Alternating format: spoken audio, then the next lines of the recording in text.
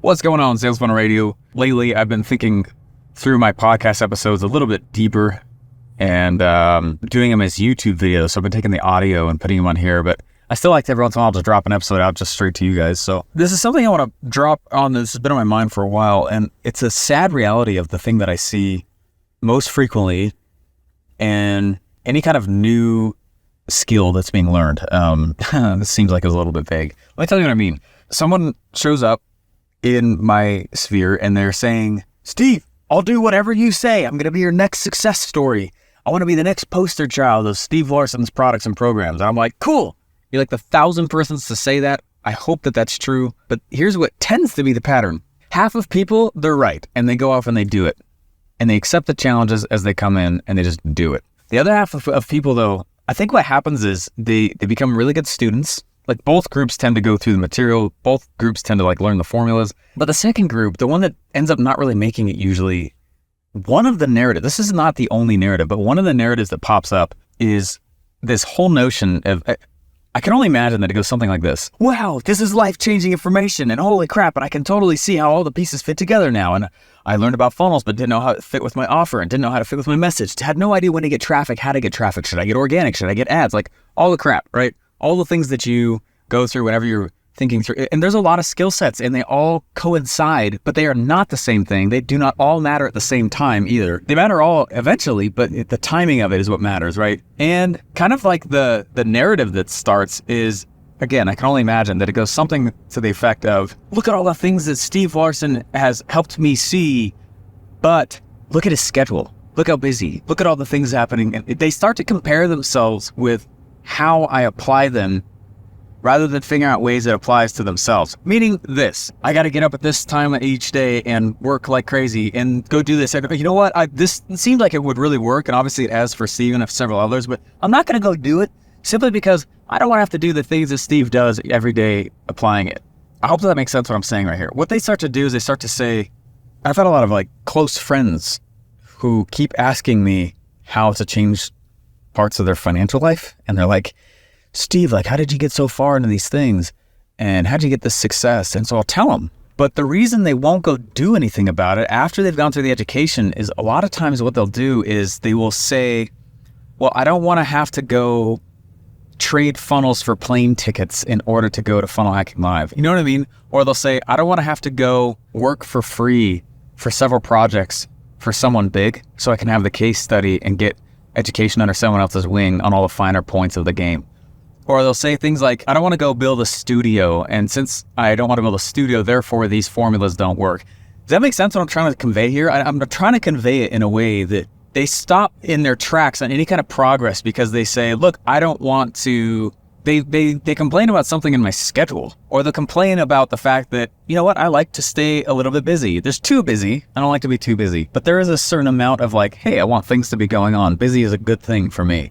And so because of those things, they will discredit the entire formula, right? It's kind of like when, in the One Funnel Away Challenge or any of the other 4 challenges that I've run and do, they're like, I totally can do this, but because I don't know, because I don't want to be answering a voice message on a Saturday, therefore the whole formula is crap.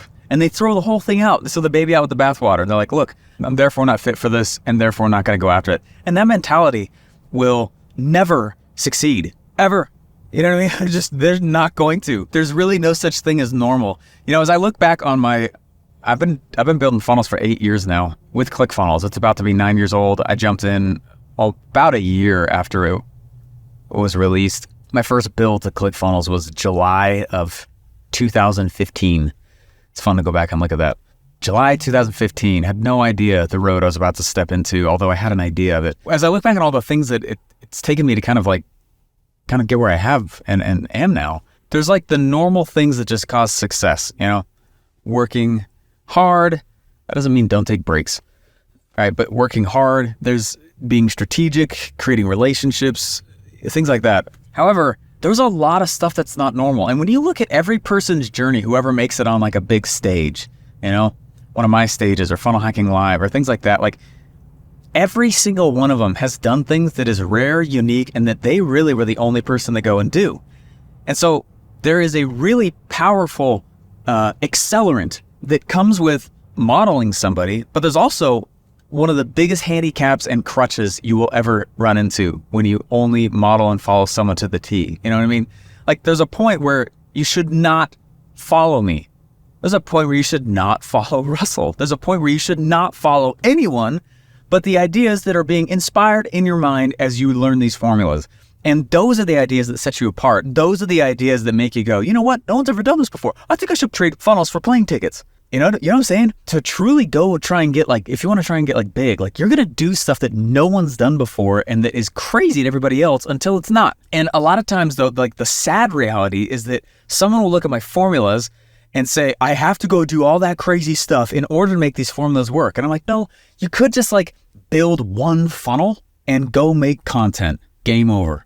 Like, keep the game simple. Don't marry the chaos, right? And following the formulas doesn't mean chaos. Simplicity always wins in the long run. It just always does. In the way you run your business, in the way you interact with your teams, in the way that you run your projects, in the way fulfillment happens, in the way you do any kind of promotion. Simplicity prevails because it's not strewn together with duct tape. There's a lot of teams. I've worked with a lot of teams, a lot of really big teams, and my time is split where really I only spend 3 days a week on my own business and 2 days a week are on another person's business. Or the way it really works is I really only on my personal individual business is only about 2 days a week. And then 2 days a week is on someone else's. And then 1 day a week is on the businesses I'm investing in. The only reason I can do that is because I have simple processes. I do not deviate from them. I don't care when someone makes fun of me for using them. There's people who've complained. I've had a lot of people complain like, hey, your processes, Stephen, they make your funnel building slow. And that's not true. What it does is it makes it sure. I build way slower. I encourage slow funnel building. Okay. I encourage slow business building. I'm not saying launch slow, launch quick, but what I'm talking about is that don't be so married to chaos that you look past the point of the formula, or don't be so married to chaos in an entrepreneur's lifestyle that you associate it with the formula that they teach. And then we say to ourselves, well, that formula doesn't work because I got to be chaotic to pull it off. Bullcrap. That formula doesn't work because I need to be Steve Larsen's level of pace. That formula doesn't work because I need to be able to have enough time 9 to 5 every day just to work on that stuff, or I need to work evenings. That's not true at all. The point is that you go learn from someone who's been there, done that, further down the road than you are. And then what you do is ask yourself how you can make it work for you, how you can go apply it. I got to tell you, so I'm going to go do my event offer launch probably in June or July. I don't know. If you go to offerlaunch.com, we'll have it on there. I love that event. That event I'm very proud of how much money the attendees of that event have made after the event, regardless if they took me up on my offer. It's like such just foundational knowledge, very, very simply taught together for experienced or new entrepreneurs or funnel builders. It's amazing. I really like it. So we're going to go do this event, offer launch soon. And one of the biggest pet peeves I have, like, it's easily the most triggering thing someone can ask me while I'm on a stage. It's when someone goes, Steve, this is really, really powerful, but will it work for me? And when I hear that, I want to flip a desk because I already know that person's probably going to fail. They're not going to make it. That person is asking for things to be solved for them. That person is saying, great formula, Steve, but because of your lifestyle or because of how you choose to apply it or because of perceived chaos, even though I do not live in perceived chaos, or because of, I'm in this situation that Steve doesn't know about and therefore this formula doesn't work for me. That pisses me off so fast that it drives me nuts. Like, will this work for me? And my honest, true answer is no, it won't. It's not gonna work for you. Will this work for me? You work for it until one day it works for you, right? And that's really, it's maybe stupid and cliches. It might be the thing for me to say like that. It's true. It won't work for you until you work for it for quite a while. That means you'll probably apply the formula in a different way than I did. That means you'll probably apply that framework in a way that, okay, you don't go trade funnels for plane tickets in order to get to an event. Don't, right? But there's going to be things that pop up in your life that you're like, I need to be custom in the way that I apply this thing so that I can still get the outcome. That's not on the guru who teaches that. That's not on the person who's been there and done that to know that about you. That's on you. And I'm saying you, dear listener, you probably are not that person, okay? But that's essentially what I say to people now on stage when they ask, will it work for me? I was, you know what? No, it's not gonna. Because if you don't have a can-do attitude that says, I'm gonna figure it out along the way, then what it means is you have an attitude that says, I need to figure it out before I get on my way. And that never works. You will never see the path clearly before you take your steps. You always learn the path as you walk. Always. This is a faith-based game. That's the part that saddens me. That's the part that makes me go, you're probably not going to make it.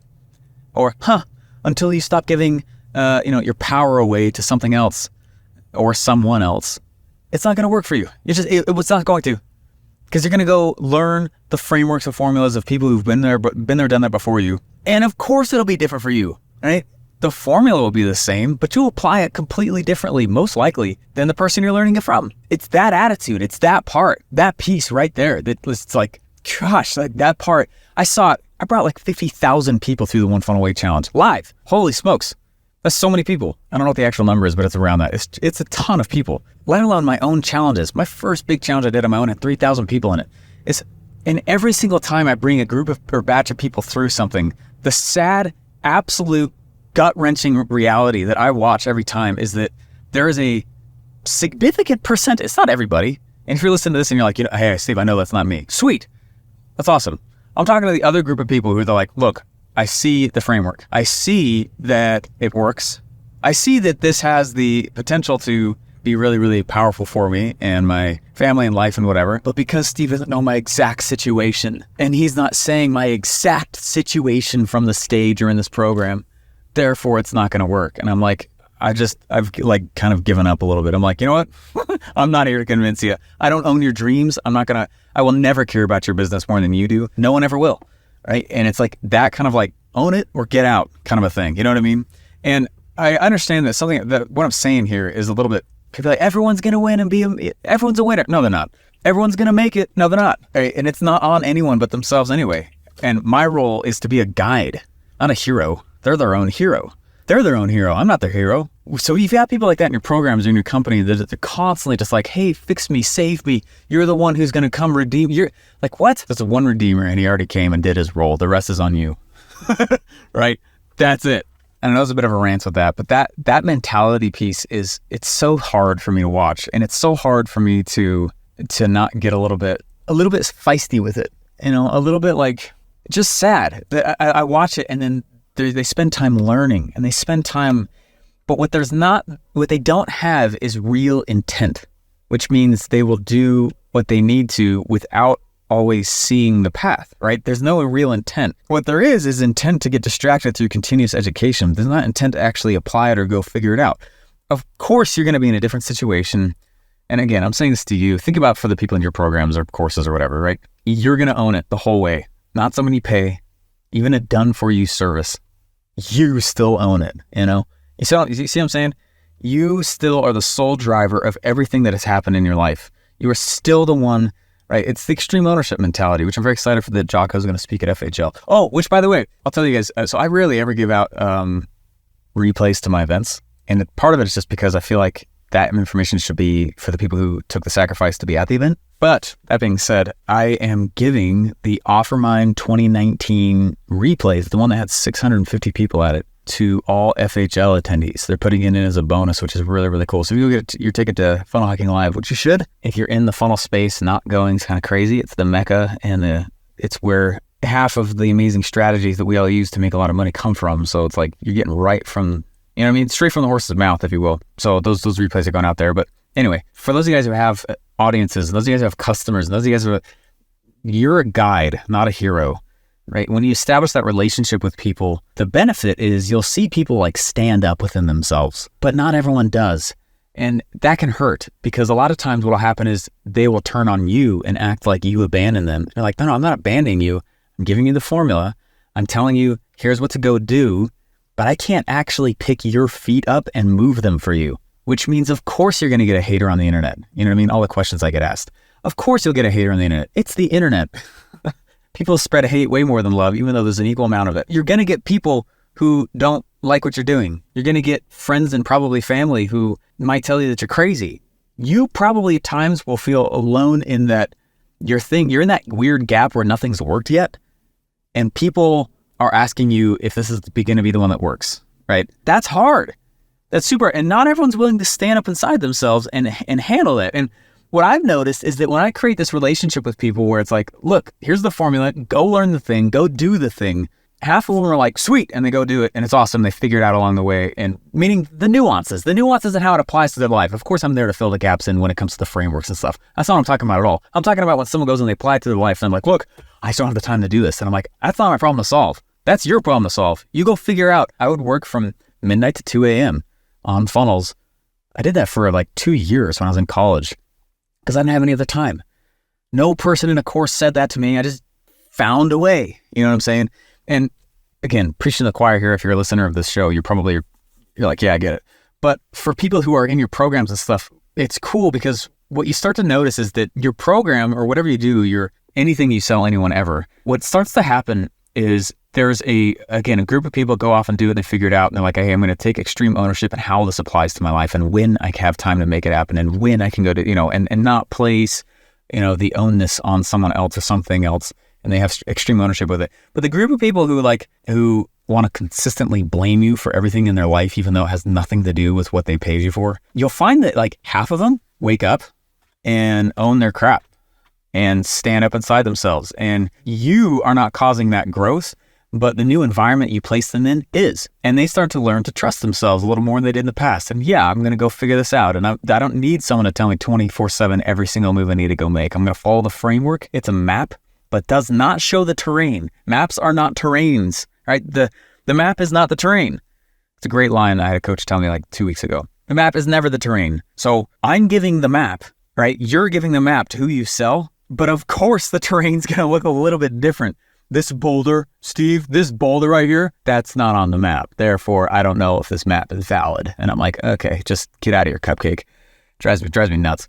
So you'll find that like half of them stand up, own their crap, and start to move forward. And that's where the personal development of entrepreneurship comes in that I really like to watch happen.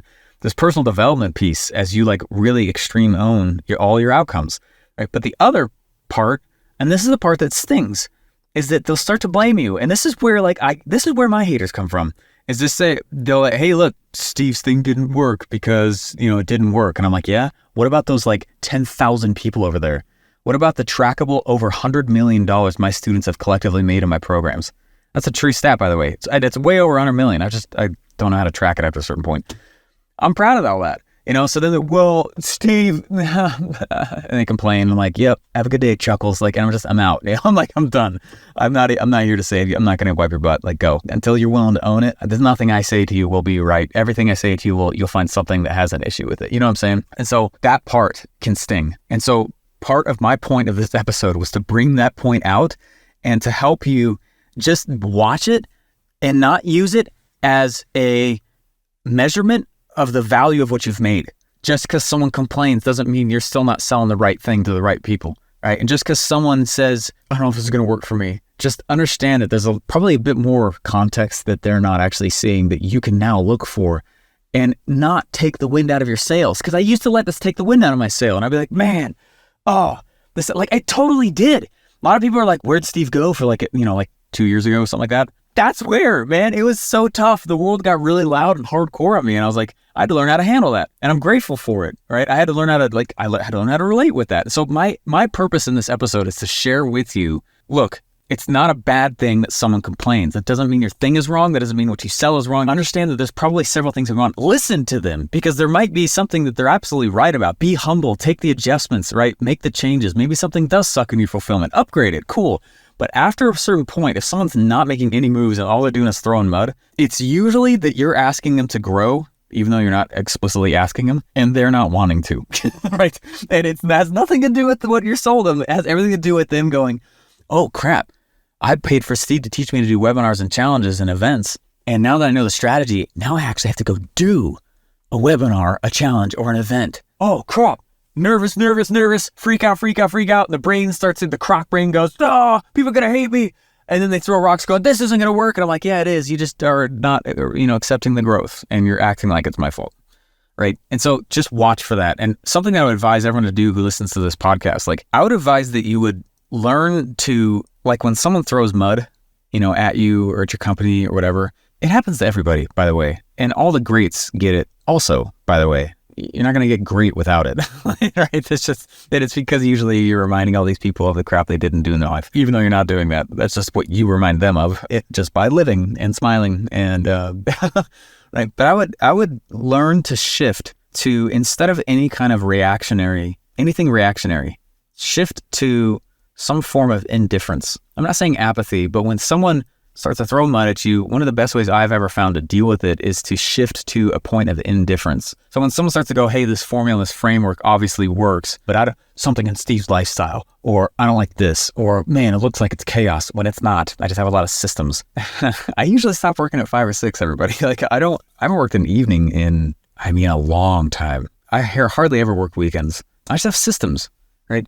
So anyway, when someone starts to do that, and instead of internalizing it, it's not a reflection of your course. It's not a reflection of your program. It's not a reflection of any offer you sold them. Info product or not, whatever it is, shift to a point of indifference, right? Instead of anything that's reactionary, this medium ground where you're like, oh, that's interesting that they think that. And then just move on, bless them and move on. That's the best way to relate with it. Shake hands with the past and go forward, right? And that's the best way to do it. So anyway, I know that episode was like a combo of like personal development stuff mixed with but I just feel like I get asked, a common question I get asked is, how do I deal with the haters? And this is how I make sure first off, I take their advice if it's good. I take it from a place of thank you and improvement rather than a point of self-reflection or self-worth. And then I shift to indifference. And if the person is unwilling, I usually will invite them to stand up within themselves. And I usually do it by saying something like, look, I'm so excited for you. I'm so glad that you're stoked for this. Like, this is going to be great. Why did you get this thing in the first place? What did you want out of it? Cool. Awesome. So the program does that, right? So where do you feel like maybe the hang up is? And when I don't want to tell them like, yeah, it's you, it's totally you, right? But I'm trying to get them to say that themselves. And so I've done this probably 3 or 4 times now in my career where I got on a Zoom with somebody and said, look, I cannot, will not, and it is impossible for me to care about your dream more than you. It is yours. You gotta go own it. I'm giving you the path, but I can't walk it for you. You still gotta walk it, even in the most done for you situations. Like, it's on no one but you, right? And then energy matters, right? And so you bless them and walk away, right? If they're not willing to stand up, then you draw a barrier and you walk and keep going. Because for every one hater, there's 100 more people who are going to appreciate the crap out of you. Like, they're like, oh man. So anyway, it's all about looking at that stuff. Anyway, all right. That episode had like 13 turns, but I've been trying to get that out for quite a while, and I've been trying to figure out how to say it. So hopefully that's helpful. Shift to indifference. And for those of you guys who are interested, go to offerlaunch.com, and either there's a waiting list there or tickets are actually open. I'm excited. We'll definitely have be in person as well. This event. So that'll be fun. I haven't done a really big event in a long time, and I've learned a lot. I mean, it's been 2 years since I've done a big event. Can you believe that? 2 years. A lot of simplicity has come into my processes, and I'm excited to share that. So how to get the most juice for the squeeze. All right, guys. Thanks for listening. Appreciate it. Thanks for being on YouTube as well. I'm putting a lot more focus on that as well, short form soon here, and been rebuilding basically everything. So I'll keep you apprised of that as well. Bye, guys.